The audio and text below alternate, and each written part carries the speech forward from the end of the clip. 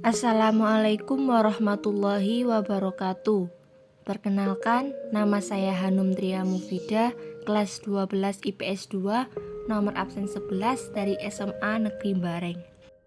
Baiklah, di sini saya akan membahas mengenai persamaan dasar akuntansi, terutama pada contoh soal studi kasus persamaan dasar akuntansi.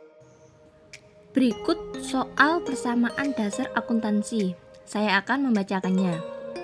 Pada tanggal 1 Mei 2021, Nona Anissa memutuskan untuk mendirikan usaha salon mama.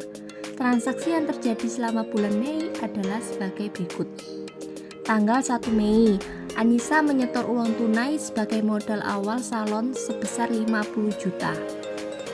Tanggal 2 Mei dibayar sewa gedung untuk 1 tahun sebesar 2.500.000. Tanggal 5 Mei dibeli peralatan salon secara kredit dari toko Lilian sebesar 5 juta. Tanggal 7 Mei dibeli perlengkapan sebesar 2 juta, dibayar tunai 1 juta, dan sisanya dibayar 2 minggu kemudian. Tanggal 10 Mei diterima pendapatan tunai 5 juta dan yang masih berupa tagihan pada pihak lain 2 juta. Tanggal 15 Mei dibayar utang kepada toko Lilian sebesar 1 juta. Tanggal 20 Mei dibayar biaya listrik untuk bulan Mei 2021 sebesar 200.000. Tanggal 25 Mei dibayar gaji karyawan sebesar 1 juta. Dilanjut, berikut gambaran tabelnya. Judul Salon Mama, Persamaan Dasar Akuntansi. Saya bacakan soalnya lagi, lalu dibahas satu-satu. Tanggal 1 Mei, Anissa menyetor uang tunai sebagai modal awal salon sebesar 50 juta rupiah. Karena diakui sebagai modal, maka kasnya bertambah 50 juta. Dengan begitu, modalnya juga tambah 50 juta dengan keterangan modal awal. Tanggal 2 Mei dibayar sewa gedung untuk 1 tahun sebesar 2.500.000 rupiah. Jadi, untuk 1 tahun berarti sewa gedung dibayar di muka. Ditulislah sewa dibayar di muka sebesar 2.500.000. Lalu kita membayar dengan uang, maka berkuranglah kasnya sebanyak 2.500.000. Saldonya 50 juta dikurangi 2.500.000 menjadi 47.500.000. 2.500.000-nya tetap, modalnya juga tetap. Selanjutnya tanggal 5 Mei dibeli peralatan salon secara kredit dari toko Lilian sebesar 5 juta rupiah. Ada kalimat secara kredit, artinya tidak dibayar secara cash, bisa utang dari toko Lilian. Nggak ada hubungannya sama kas, tapi peralatannya bertambah 5 juta, utangnya juga bertambah sama 5 juta dengan keterangan pembelian peralatan.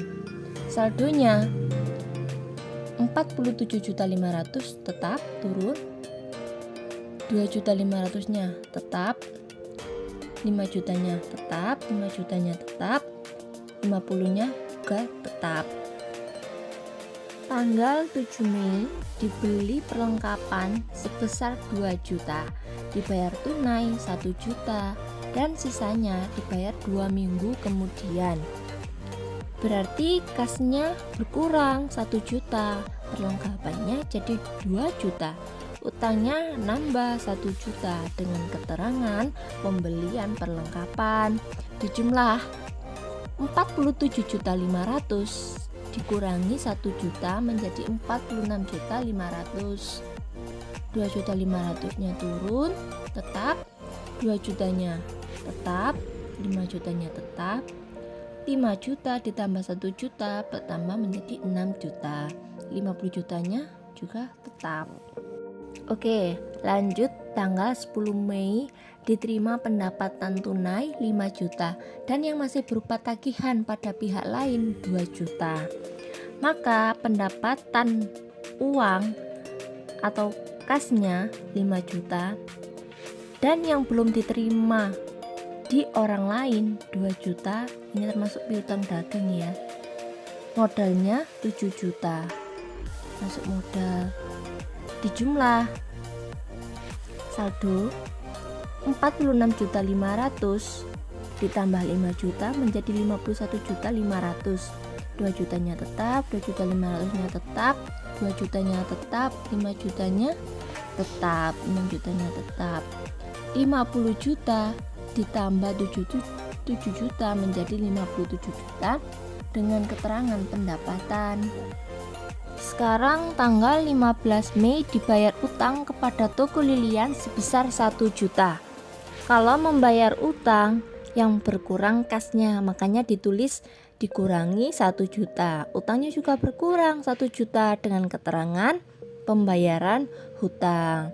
Disaldolah 51.500 dikurangi 1 juta menjadi 50.500. Semuanya ini tetap. 6 juta dikurangi 1 juta menjadi 5 juta. Ininya juga tetap. Tanggal 20 Mei dibayar biaya listrik untuk bulan Mei 2021 sebesar 200.000. Membayar listrik berarti kasnya berkurang. Ditulis dikurangi 200.000. Modalnya juga berkurang 200.000 dengan keterangan beban listrik. Disaldo 50.500 dikurangi 200.000 menjadi 50.300. Semuanya ini tetap. 57 juta dikurangi 200.000 menjadi 56.800. Tanggal yang terakhir, tanggal 25 Mei dibayar gaji karyawan sebesar 1 juta.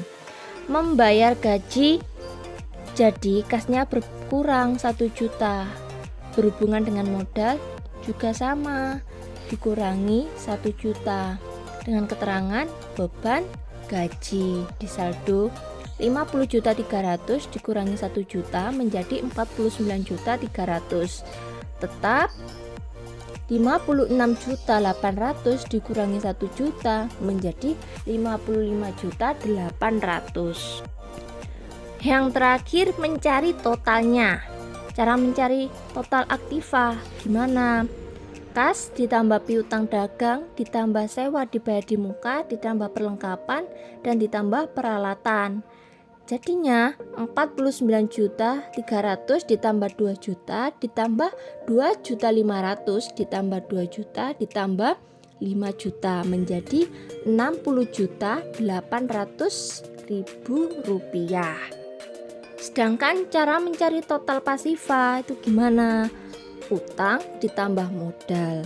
Utangnya 5 juta ditambah 55.800 sama dengan total yang aktiva 60.800.000 rupiah. Sekian penjelasan dari saya. Apabila ada kekurangan dalam penyampaian presentasi saya menyampaikan mohon maaf yang sebesar-besarnya. Sekian, terima kasih. Wassalamualaikum warahmatullahi wabarakatuh.